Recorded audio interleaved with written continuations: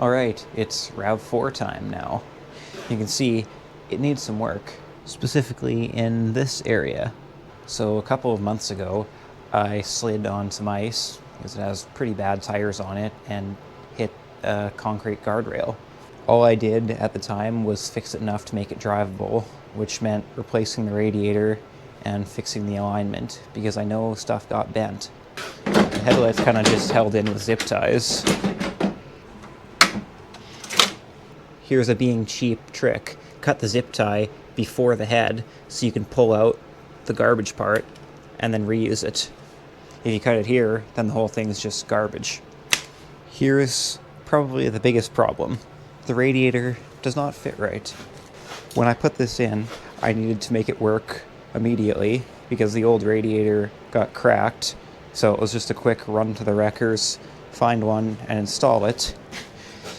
And it was a real quick and dirty install because I needed the car.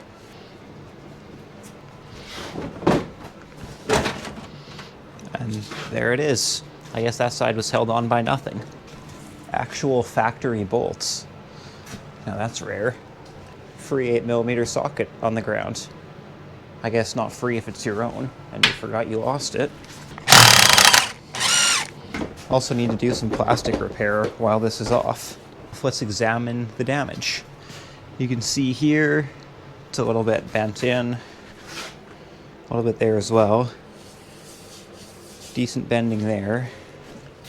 This looks a little twisted. Just about bend that back by hand. And here we're having some problems because the hood doesn't shut right. Oh no, didn't mean to take that all the way out. Nothing like getting coolant all over your body.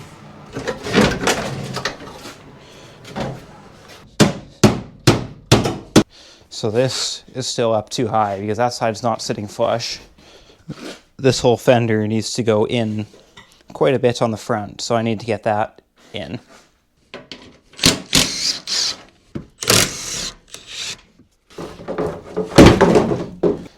See if that's enough.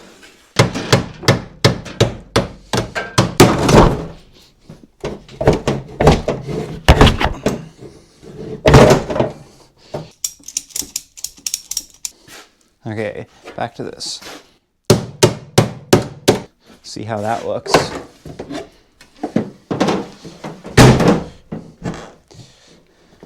That's a lot closer than it was before. If I get the hood latching location down lower, I'll be a lot closer here. I do want to test fit the radiator again though. Seems like this whole piece on the bottom needs to come out a little bit. If you look on this side, this piece of metal is nice and flat. If you look on this side, it is very far from flat. I'm going to try to make that flat again. All right, after getting a little bit more out, I've unearthed more things I didn't want to see, but it's probably good that I found. While I was trying to straighten this piece out, I accidentally broke this off, but it seemed like it was kind of rusted out, so I'll have to weld it back on. I think it's kind of just like a emotional support piece or something. I don't know. But that led me to finding this crease. That's not supposed to be like that. It's supposed to look like this. Looking from this side, it illustrates my point very well. I made this T-piece that I can hammer from either side, and I'm going to try to weld it on here.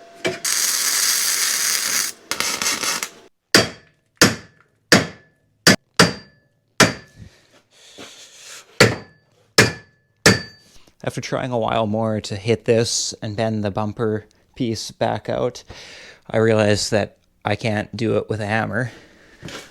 I had to do a bit of cutting to get to these nuts because everything was so bent around, but they're off now, so I'm going to try to pry this, get it out, and then straighten all this out.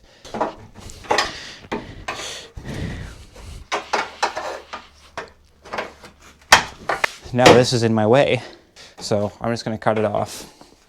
That was a big waste of flux core wire. That's a decent start for now. I can take the rest of this off later if it interferes with anything.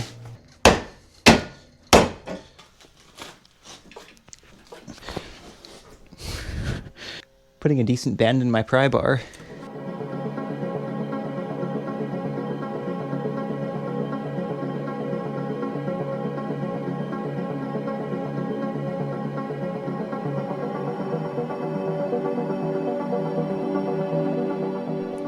After a lot more messing around, I got the hood to shut mostly right. The only real problem now is with the radiator. You can see this is where I had to bend the metal away in order to install it in the first place. The mounting brackets are supposed to sit kind of like that. Not at that much of an angle. Looking at the bottom, that wasn't really bent up in any way that I could see. I looked all around the bottoms for any points that looked like they had any stress or bending on them, and I couldn't see a thing. So here's the mount. You can see it's all misshapen and kind of all the paint's chipped off from hitting it with a hammer. Here's the other one. And you can see this is the piece that sits in there, and the radiator has little feet that go in here. A pretty common thing from my experience. See if that makes any difference. I feel like the passenger side went down a little bit, so I just need to take the driver's side down more. And that's the side that's a lot harder to hit in, because there's all of this here.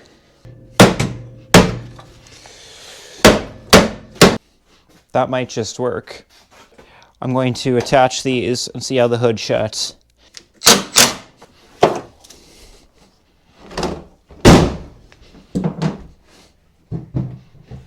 Latches. Seems pretty good. Passenger side's a little bit off. I managed to fully reconstruct the passenger side headlight and break it, so that needs to be fixed again. The driver's side, I only got the bottom two mounts on. There was too much missing plastic to get the tops to work. I'm going to put the bumper on, but first I need to fix it. As you can see by the staples sticking out of the plastic, I fixed this before.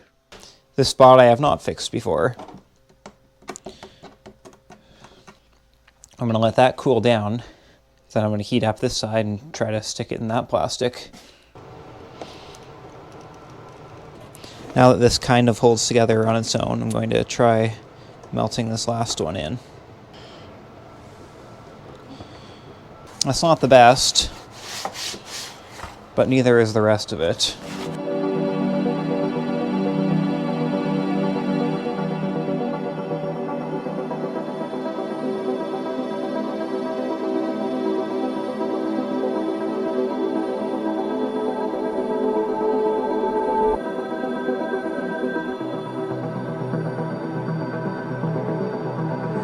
I was just fixing the alignment and I happened to look over and see some carpet. That shouldn't be there. The floor's rusted through. So then I looked back a little bit further, saw the beginnings of a hole, started poking. That's not very nice. Just finished cutting a bunch out. There's the gas door release right there. Alright, it's the next day. And it's bright, so I can hunt for some scrap metal. That's a radiator, and another one. I don't remember there being anything else buried there. Let's check inside the shed. I have this old bathroom mirror. I could always pop it off, take metal from the back if I have to. Not much on this shelf.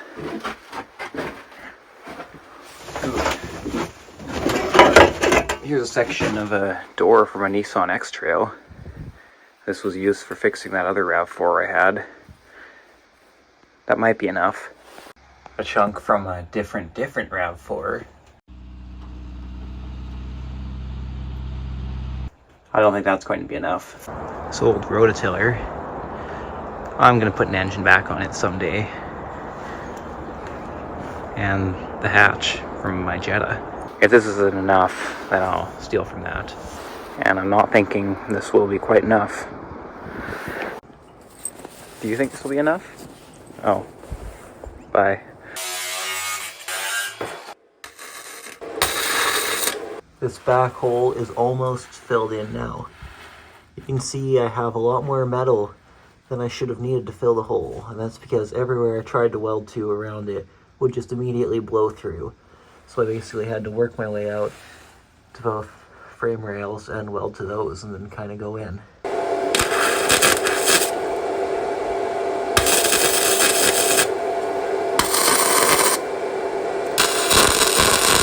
This patch went in a lot quicker and a lot easier.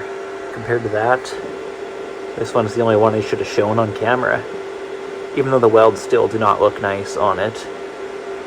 I could have done with cleaning up the metal a lot better to begin with, but for what this is, I think it's fine. Is this the surface of the moon? Nope. Just an up close of my mat after one welding session. There is a visible fog, if you will, in here, and it stinks. I gotta drive this tomorrow, so here's my solution. You can join the others. Oh, nice. Battery's done. The caulking is mostly dry. And now you wouldn't even know that yesterday there was not much of a floor left in this thing. A bit of a weird spot going on there. I think I'll let this dry and then spray some more in there. Actually, who am I? Let this dry.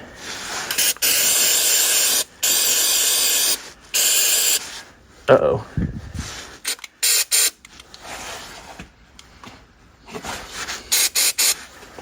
Yeah, good enough for now. Needs a wash, so let's do that real quick.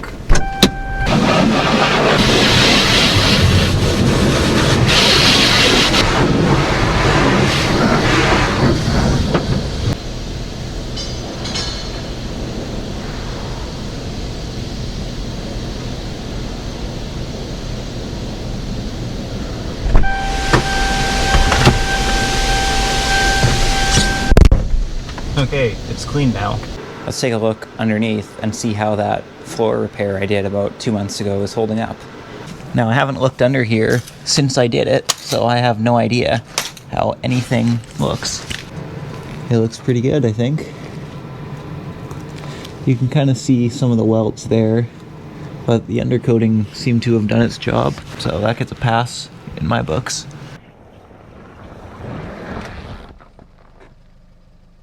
Well, here it is. It's a little bit better than it was before. Still far from perfect, but it's easier for me to look at it now. The front is still kind of messed up, but it's not terrible. Well, it is terrible, but better than the terrible it was before.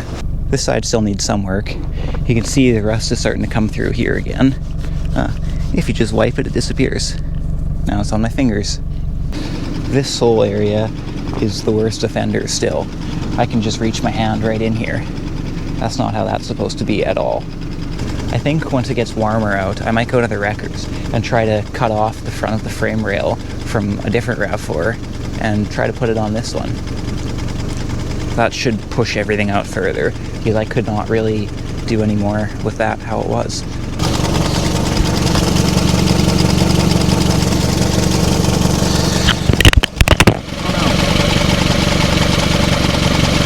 That's it for this one.